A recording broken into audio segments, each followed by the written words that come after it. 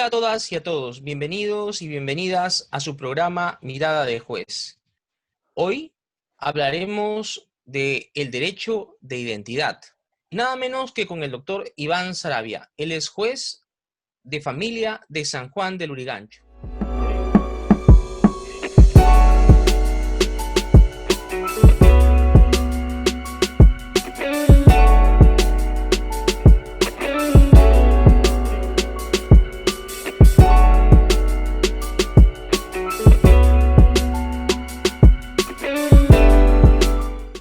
Doctor Iván Saravia, bienvenido.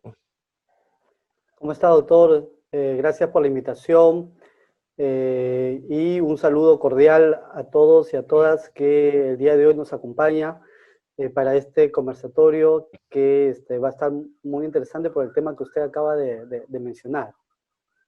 ¿Qué aspectos contienen el derecho de identidad, Iván? Bueno, el derecho de identidad en manera general, bueno, eso es un derecho constitucional, es un derecho que se atribuye a todas las personas, a todos los ciudadanos, y tiene varios aspectos, ¿no? El nombre, la nacionalidad, entre otros, pero en el caso de nuestra especialidad, el derecho de familia, se nos ve mucho la identidad del niño, niña y adolescente, respecto a sus orígenes, respecto a su apellido, que parte del nombre, y a la afiliación que se tiene con el padre o la madre, ¿no? Y que se ven muchos de estos casos en los procesos en paz letrado, cuando llegan a apelación al juzgado de familia, la afiliación en este proceso especial de filiación, pero también la impugnación o la nulidad del reconocimiento del padre o de la madre, o como el reconocimiento también de ello, ¿no? Y es lo que se nos presenta a día a día. Pero, a ver, vamos, la gente, para que nos entienda, hay procesos de filiación, entonces, primero, ¿cuándo hay un proceso de filiación? ¿En todos los casos hay proceso de filiación? ¿O solamente cuando uno no quiere reconocer al hijo? Claro, cuando el reconocimiento es voluntario, ¿no? Hay procesos administrativos en los cuales el padre puede reconocer al hijo. Pero el problema se presenta y justamente llega a los fueros jurisdiccionales cuando no se quiere reconocer al niño, niña, adolescente. En ese sentido, hay un proceso especial en la cual se tramita en juzgado de paz letrado para que se haga el reconocimiento del niño, niña y adolescente. O sea, ese reconocimiento del niño, niña y adolescente solamente se tramita en paz letrado. También puede presentarse en los juzgados especializados de familia cuando el elemento no es la prueba de ADN. Cuando se trata de prueba de ADN, se hace en juzgado de paz Pero eso letrado. me Pero imagino también que se no puede... sucede, ¿no? En estos tiempos Ya ya no, no sucede porque ya todos no sucede. invocan la prueba de ADN. Más que todo Entonces hemos todos van al tenido proceso de paz letrado. de paz letrado. ¿Ya? Y allí Así hay es. este proceso de reconocimiento donde puede pedirse también, me parece, alimentos. Así es, se puede acumular también los alimentos. La norma inicial no lo contemplaba, pero luego se modificó para que sea un solo proceso, en este proceso especial, el reconocimiento y también los alimentos, que tiene coherencia porque no solamente se busca la identidad del niño respecto al reconocimiento, sino también que las obligaciones que trae consigo el reconocimiento del niño, niña y adolescente, y uno de ellos son los alimentos, que es la carga mayor que tienen los juzgados de paz letrado. Entonces tiene una lógica que se pueda acumular estos procesos por el principio de celeridad y por el interés superior del niño también. Entonces, filiación y alimentos, paz letrado. Y en realidad, en juzgados especializados se está viendo las acciones ya no de emplazamiento, sino de desplazamiento de la filiación, ¿verdad? Así es. Y en estas acciones de Correcto. desplazamiento de la afiliación, ¿cómo cómo ustedes están tramitando estos procesos? Por ejemplo, en el caso de la impugnación de reconocimiento, me gustaría que lo diferenciaras para que las personas nos entiendan. ¿En qué se diferencia esta impugnación de reconocimiento del artículo 399 de la impugnación de paternidad de la afiliación matrimonial? ¿Y qué posibilidades hay de impugnación de paternidad? Sí, efectivamente, el Código Civil establece las formas y maneras procesales y sustantivas en la cual los padres pueden impugnar, porque mayormente son los padres, evidentemente, pueden impugnar este reconocimiento de paternidad, ¿correcto? Inclusive tiene un plazo de caducidad que establece de 90 días. La norma se modificó en la cual también, pero no cambió mucho en sentido estricto la situación de la impugnación de paternidad. Este tipo de proceso no es un proceso que digamos tan sencillo, porque si bien es cierto, el Código Civil establece una línea, establece un parámetro, también es verdad de que tenemos normas constitucionales, porque la identidad del niño o niña adolescente es un derecho constitucional, y por lo tanto hay muchos principios que colisionan y los jueces tenemos que hacer una ponderación respecto a ellos. ¿Cuáles? ¿Cuáles principios colisionan y en qué casos? Los principios que colisionan, de base tenemos el interés superior del niño, que es un principio convencional, ¿no? Como principio, pero también tenemos el derecho y principio que tiene el niño respecto a estar con su familia biológica, con la familia que, conocer a su familia biológica. Pero también tenemos el principio de la identidad, en sentido estricto, que tiene dos vertientes, ¿no? La identidad dinámica y la identidad estática.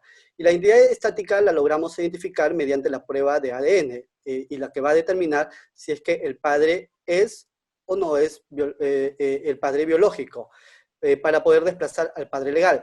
Pero también tenemos la identidad dinámica, que es aquella que el niño o niña adolescente se ha formado durante ese tiempo y tiene un arraigo respecto al sistema, a lo emocional, con el padre que lo formó, que lo crió, y también con el mismo apellido, que es parte de su nombre, en la cual ha sido identificado en lo largo de su vida. Entonces, al ver esa colisión de principios, evidentemente el juez tiene que buscar qué es lo mejor para el niño, niña, adolescente. O sea, Y está, hay, dígame. Iván, a ver, mira, entonces toda persona tiene derecho a saber y conocer su origen y por lo tanto eh, saber quiénes son sus padres. Sin embargo, para poder saber quiénes son sus padres, inicia este proceso, la persona interesada inicia el proceso cuando hay una partida de nacimiento en la que ya aparece que yo tengo un papá, pero que no es, que no, supuestamente no es mi papá. Es el padre legal, ¿no? Porque lo ha reconocido. Pero es mi padre legal, pero no es mi padre biológico. Correcto, así es. ¿Ya? Entonces, él puede pedir, esta persona que aparece en la partida de nacimiento, dentro de una afiliación matrimonial, puede pedir que se desplace esta afiliación, ¿verdad? Así es. Ya. En ese caso de desplazamiento, tú me dices de que hay un plazo de caducidad de 90 días. Correcto, doctor. Ahora, ¿cómo han estado aplicando ese plazo de caducidad los jueces de 90 días? Porque 90 días es muy, muy corto tiempo, ¿no? Yo puedo reconocer, por ejemplo, si puedo reconocer a un niño y puedo estar 2 años viviendo con él o puedo estar 10 años viviendo con él. ¿Hasta qué momento debo de aplicar el plazo de caducidad?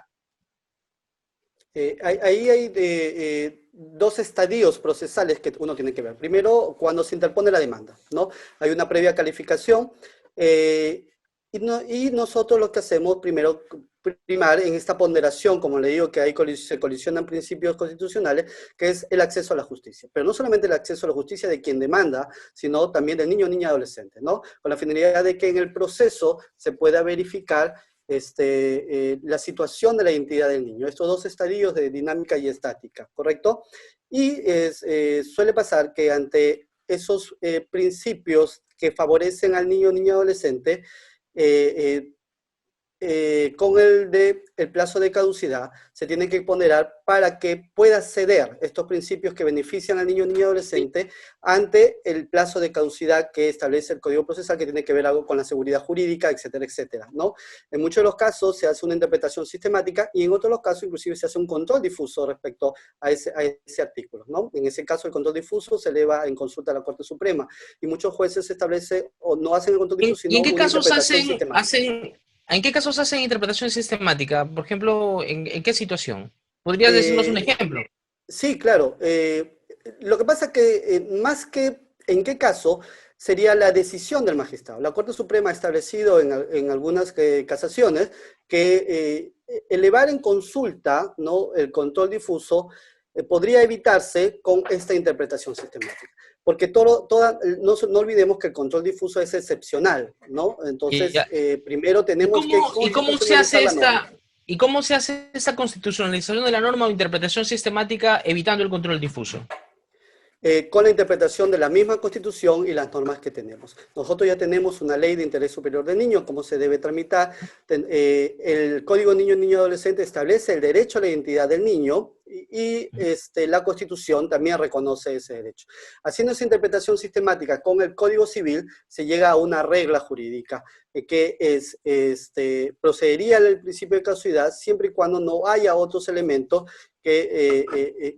procedería siempre y cuando haya elementos que desfavorezcan al niño, pero si favorecen al niño es recomendable continuar con el proceso de impugnación de paternidad, ¿no? Y llegar a una solución de la O sea, controversia. me dices que esta es una vertiente que se está gestando también de que están haciendo interpretación sistemática y no necesariamente la inaplicación del artículo 364 que establece el plazo de caducidad de 90 días en los casos de filiación matrimonial, ¿verdad?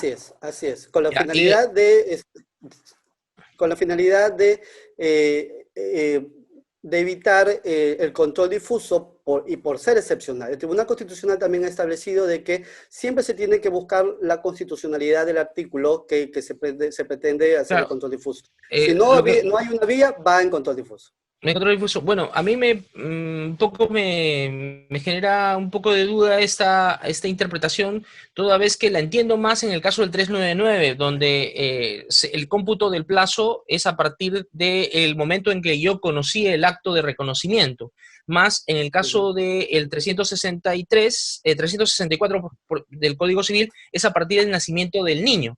Entonces, para aplicar esta interpretación sistemática, yo tendría que señalar que no aplico el plazo que está expresamente señalado en la ley, a pesar de que este plazo es mandatorio, ¿no? Y es como el plazo de caducidad es obligatorio para el juez Así es. aplicarlo.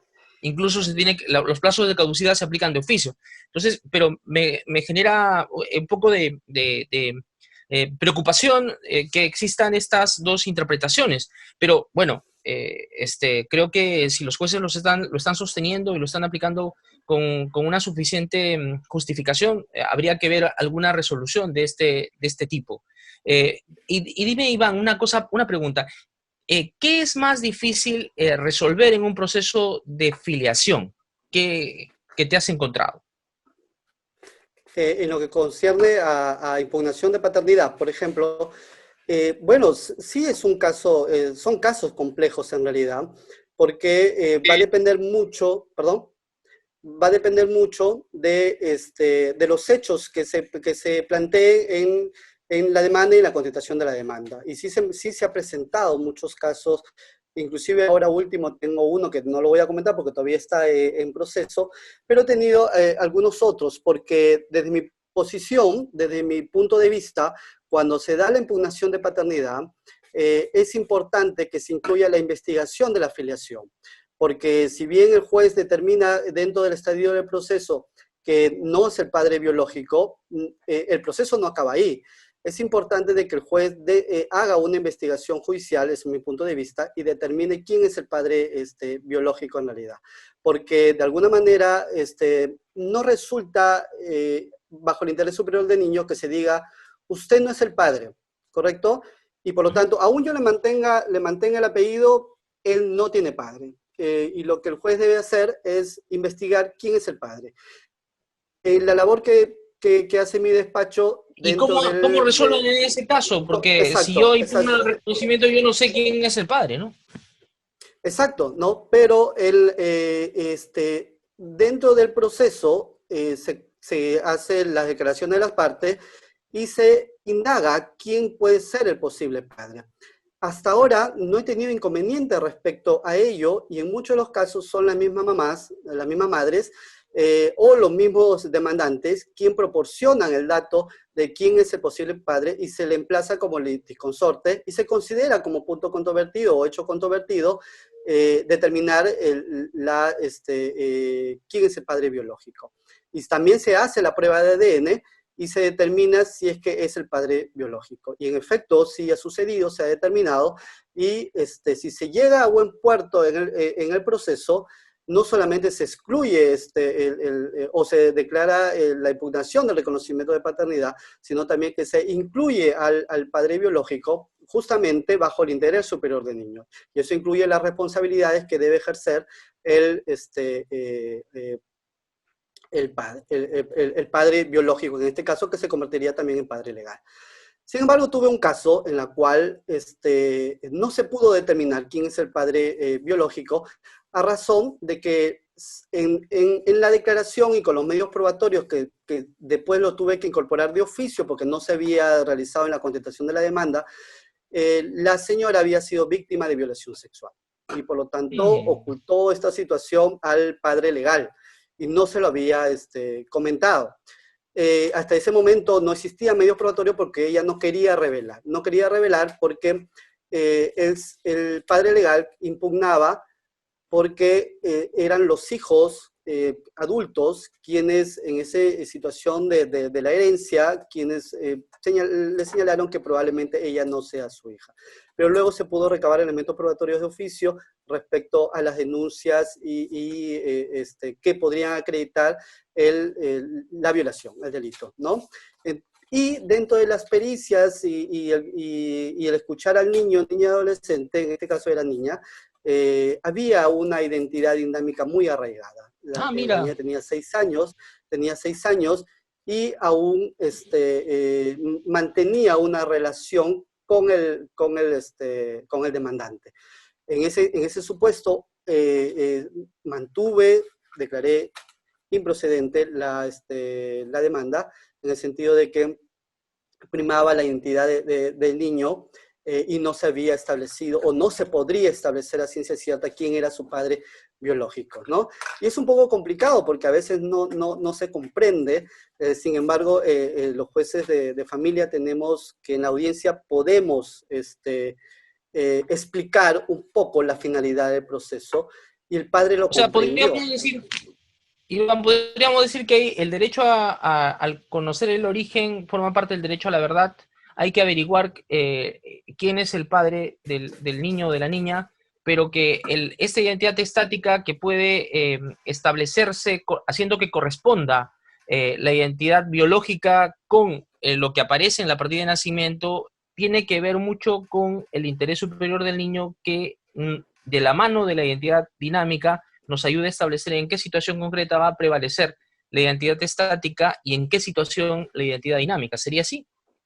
Así es, correcto. Eso es importante, por eso es que le decía de que no es un proceso, antes lo veíamos así, usted recordará, que primaba la identidad biológica y bastaba solamente la prueba de ADN para que se pueda declarar la impugnación de la paternidad. Sin embargo, en la actualidad, ya con mayores conocimientos que no son necesariamente del derecho, sino que tienen que ver con la psicología, con la sociología, que sabemos que nuestra especialidad es, apoya muchos especialistas de otras áreas de profesionales. Es interdisciplinaria. Es interdisciplinario, ¿no? Entonces, ahí encontramos que la identidad tiene una doble vertiente, ¿no? Y que hay que analizarlo en el caso en concreto para verificar si eso beneficia al niño o niña adolescente. Y eso es importante que la población, los ciudadanos, los litigantes lo sepan, que nosotros no respondemos a lo que es mejor para el demandante y la parte demandada,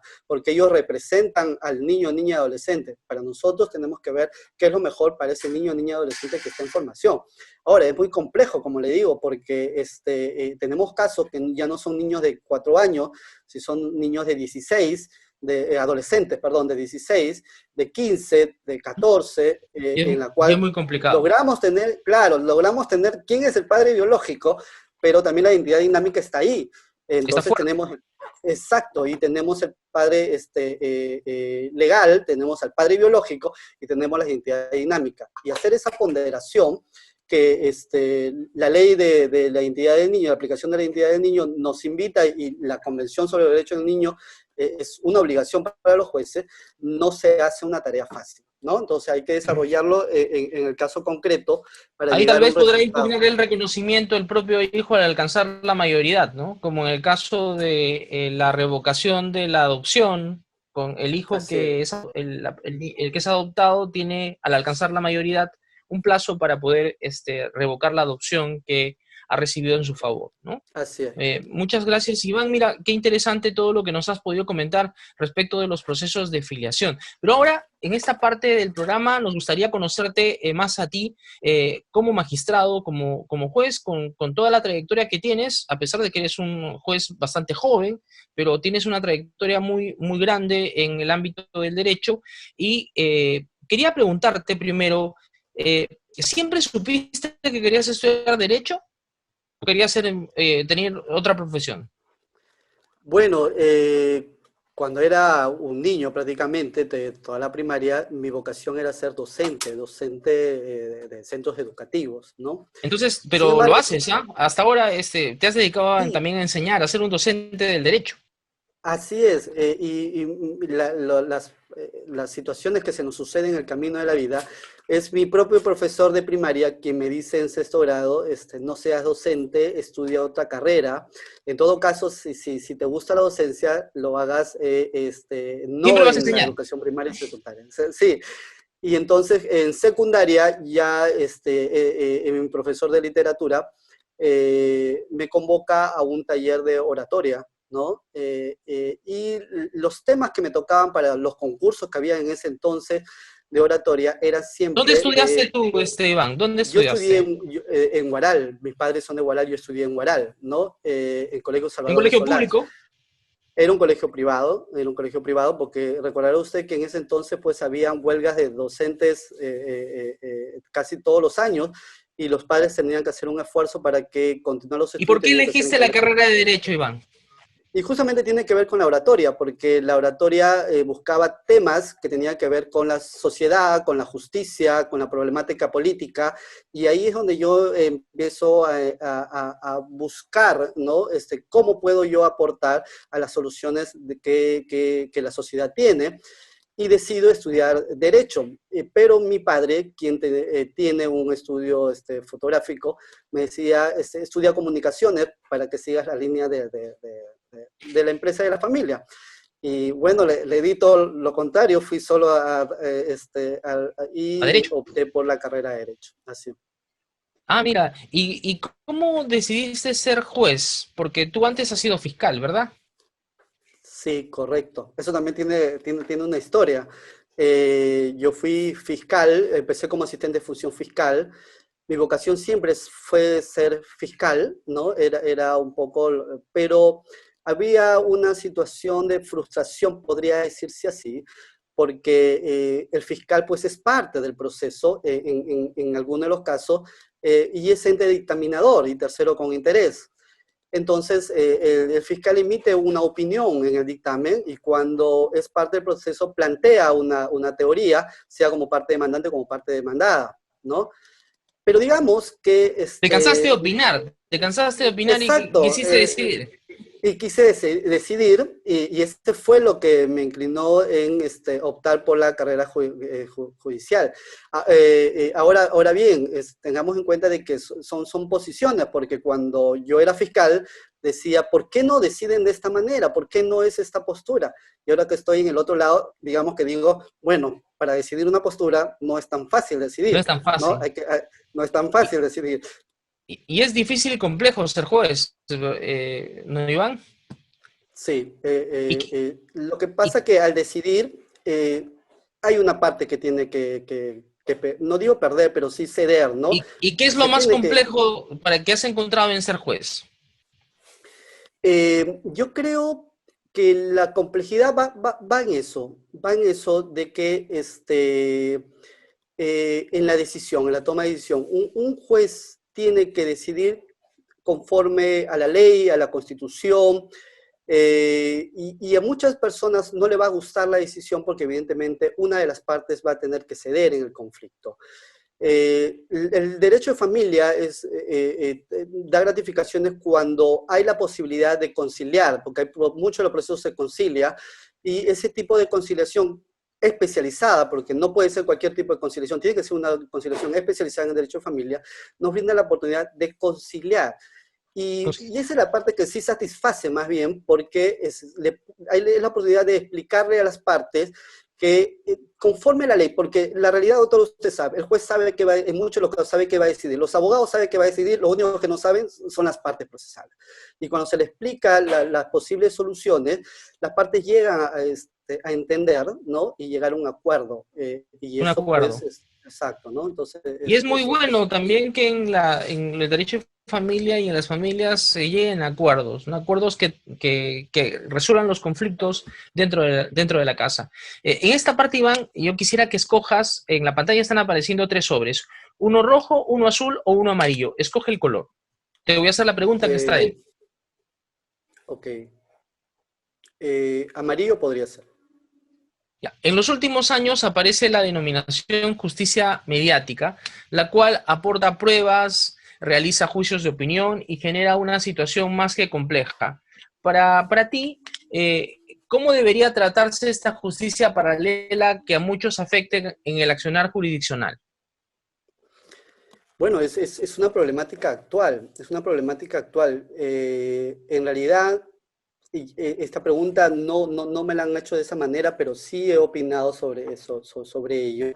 Y es cierto que esta justicia mediática en la cual la sociedad, incluso los medios de comunicación sobre todo, deciden, juzgan, ¿no? Sí es no digamos que es un problema para la justicia, pero sí es algo que puede malinterpretarse, en el sentido de que los jueces deciden de una manera y la sociedad y los medios de comunicación deciden de otra manera. Y para quedar contentos entre la sociedad, los medios de comunicación y el Poder Judicial, se llega a inclinar a una decisión mediante O sea, presión reglas. mediática, tú me dices que hay presión Exacto. mediática.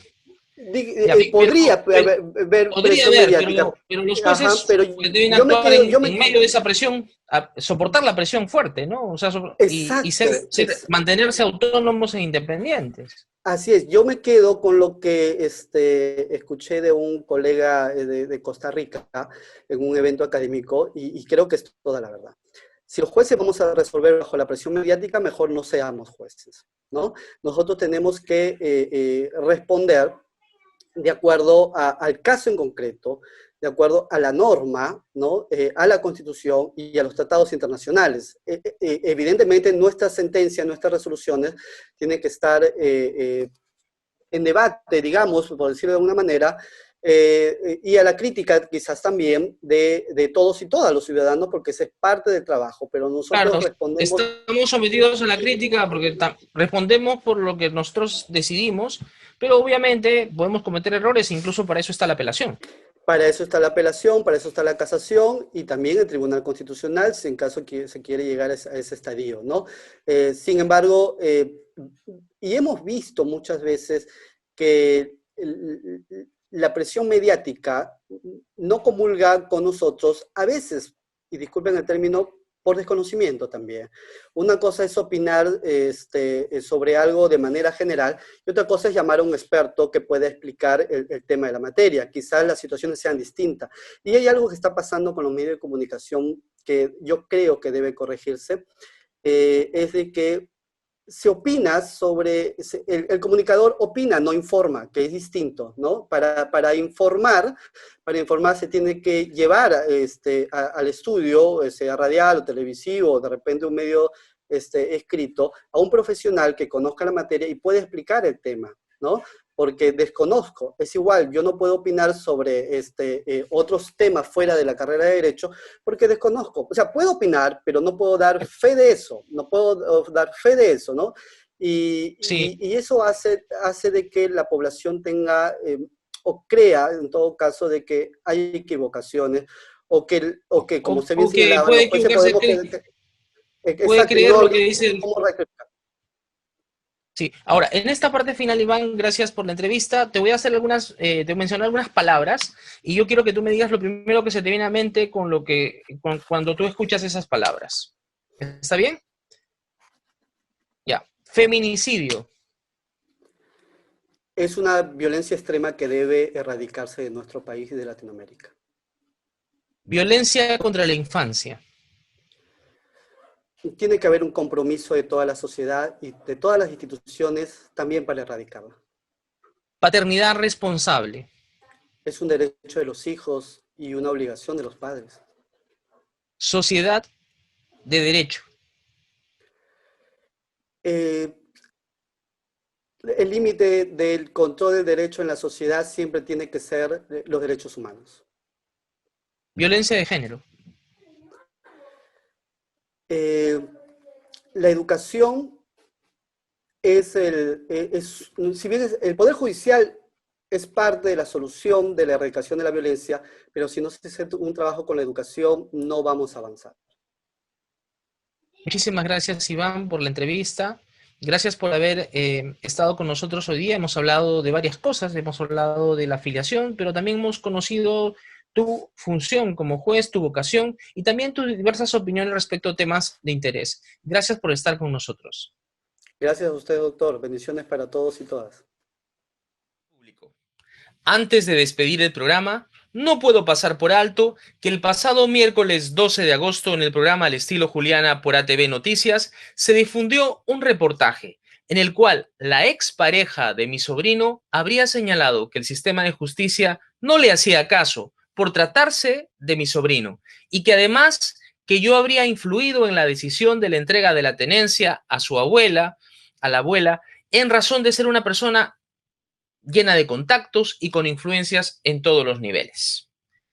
Inmediatamente tomé conocimiento de que se estaba propalando esto en ese programa, llamé al canal y al programa para solicitar salir al aire y hablar inmediatamente sobre el tema. Lamentablemente no obtuve respuesta. Al día siguiente, el día 13 de agosto, remití una carta solicitando una entrevista y haciendo toda una serie de aclaraciones respecto del tema, sin haber conseguido que se me permita intervenir. El 14, finalmente, el programa leyó un extracto de mi carta y reconoció que no me había contactado, deslindando cualquier responsabilidad respecto del daño producido en mi imagen, en mi honor y en mi reputación. Soy juez y trabajo en el sistema de justicia desde hace más de 20 años. Y desde que ingresé al sistema de justicia, he trabajado incansablemente contra la violencia hacia la mujer y para defender a las niñas, niños y adolescentes de la violencia y del maltrato. Del mismo modo, he consagrado todo mi trabajo intelectual dentro del ámbito del derecho de familia, del cual soy profesor en la Universidad Católica y en la Academia de la Magistratura. He publicado al mismo tiempo artículos y dicto conferencias con el único ánimo de mejorar el funcionamiento del sistema de justicia en favor de las personas vulnerables, para cuyo efecto conformo diferentes comisiones intersectoriales en el Poder Judicial. Por eso, hago un llamado a la prensa a que sea responsable y ética, pues no es posible que se manchen honras y se efectúen afirmaciones sin haberse realizado un exhaustivo trabajo de investigación y además confrontado las denuncias efectuadas. Los jueces como yo tenemos parientes, tenemos sobrinos, por lo menos en mi caso, soy el último de 6 hermanos y tengo muchos sobrinos.